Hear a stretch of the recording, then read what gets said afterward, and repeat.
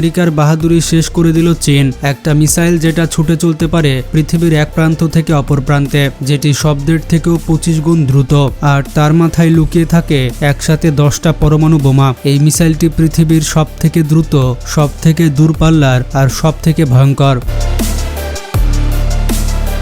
মিসাইলটির নাম হচ্ছে DF-41। চীনের তৈরি একটি দানব ICBM বা ইন্টারকন্টিনেন্টাল ব্যালিস্টিক মিসাইল। এই মিসাইল যদি একবার চীন ছেড়ে দেয় তাহলে আমেরিকার নিউ ইয়র্ক থেকে শুরু করে পুরো ইউরোপ সবই ধ্বংস হয়ে যেতে পারে। এই মিসাইলটি ছুটে চলে ম্যাক 25 গতিতে, মানে শব্দের থেকে 25 গুণ দ্রুত।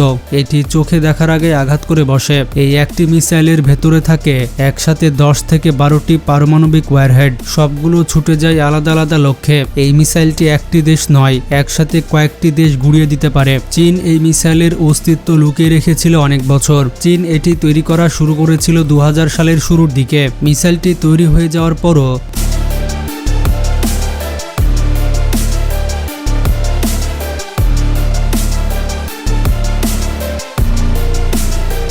2019 সাল পর্যন্ত সরকারিভাবে কোনো তথ্য প্রকাশ করা হয়নি। পুরো পৃথিবী যখন ধারণা করে নিয়েছিল চীনের সব থেকে বড় অস্ত্র হচ্ছে DF-31, তখন চীনের ন্যাশনাল ডে প্যারেডে দেখা যায় এই বিশাল দৈত্যটা একটার পর একটা DF-41 মিসাইল মোবাইল লঞ্চারে ঘুরে বেড়াচ্ছে পুরো শহরে। এই মিসাইল ছুটে চলতে পারে 15,000 কিলোমিটার পর্যন্ত, মানে চীনের ভেতরে বসে বসে আমেরিকার যে কোনো জায়গায় হামলা করা সম্ভব। আর মিসাইলটি মোবাইল প্রযুক্তিতে চলে, মানে চাইলে ট্রাকে বসিয়ে যে কোনো জায়গা থেকে মিসাইলটি লঞ্চ করা যায়। সেই ট্রাক আবার পাহাড়ি এলাকায়, জঙ্গলে, এমনকি গোপন জায়গা থেকে চালানো সম্ভব। সামরিক বিশেষজ্ঞরা বলে থাকেন এটি এমনভাবে ডিজাইন করা হয়েছে যেন আমেরিকার থ্যাড বা প্যাট্রিক মিসাইল যে ডিফেন্স সিস্টেম রয়েছে সেটি দিয়েও যেন এটিকে আটকানো না যায়। এটির স্পিড আর হঠাৎ গতি পরিবর্তনের ক্ষমতা মিসাইলটিকে আনস্টপেবল করে তুলেছে। যে কোনো রাডার সিস্টেম এটিকে শনাক্ত করার আগেই সেটা আঘাত করে বসে। চীন এই মিসাইলটিকে ডাকে উত্তরাধিকারবিহীন ধ্বংসাস্ত্র।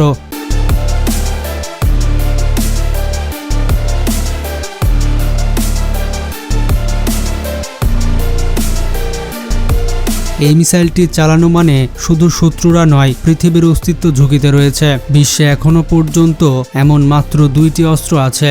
একটা হচ্ছে রাশিয়ার RS-28 সারামাত, আরেকটি হচ্ছে চীনের DF-41। অনেকে ভেবে থাকে DF-41 শুধুমাত্র একটি মিসাইল, কিন্তু এটি আসলে একটি প্ল্যাটফর্ম যার মাধ্যমে চীন মাল্টিপল রকেট সিস্টেম তৈরি করেছে। চীন এইরকম 80টির বেশি মোবাইল লঞ্চ ইউনিট তৈরি করেছে। তাদের ধারণা শত্রু যদি একটি ধ্বংস করে দেয় তবু বাকিগুলো যথেষ্ট, প্রতিশোধ নেওয়ার জন্য নয়, শত্রুকে পুরোপুরি শেষ করে দেওয়ার জন্য। এই ক্ষেপণাস্ত্রকে জ্বালানি দিতে লাগে না ঘন্টার পর ঘন্টা সময়, কারণ এটি সলিড ফুয়েল চালিত। 30 মিনিটের জন্য প্রস্তুত হয়ে যায় লঞ্চের জন্য। এটা GPS নির্ভর নয়, বরঞ্চ ইনিশিয়াল নেভিগেশন প্লাস B2 সিস্টেমে চলে থাকে, মানে আমেরিকা চাইলেও এটিকে GPS ব্লক করে বিভ্রান্ত করতে পারবে না।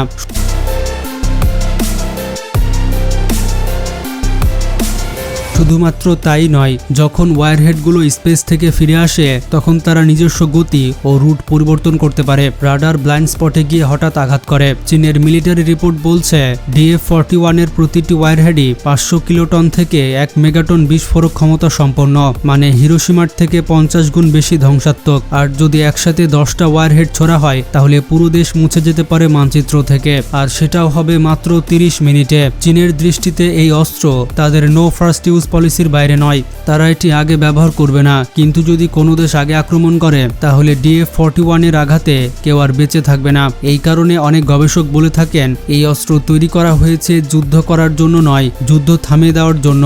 অনেকেই প্রশ্ন তোলে এটা কি শুধু দেখানোর জন্য, নাকি সত্যি চীন এটিকে কোনোদিন ব্যবহার করতে পারে। বিশেষজ্ঞরা বলে থাকেন চীন এই অস্ত্রের মাধ্যমে নিজেদের শক্তি দেখাতে চায়।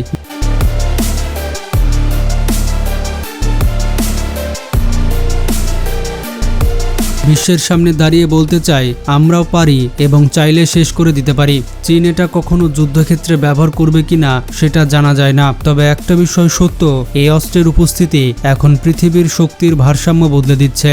আর ঠিক এই কারণে বিশ্বের অনেক গোপন আলোচনা, সামরিক ডকুমেন্ট, এমনকি CIA এর রিপোর্টে বারবার উঠে আসে DF-41 is not a weapon, it's a warning. আপনারা কি মনে করেন এই ধরনের অস্ত্র তৈরি করা উচিত?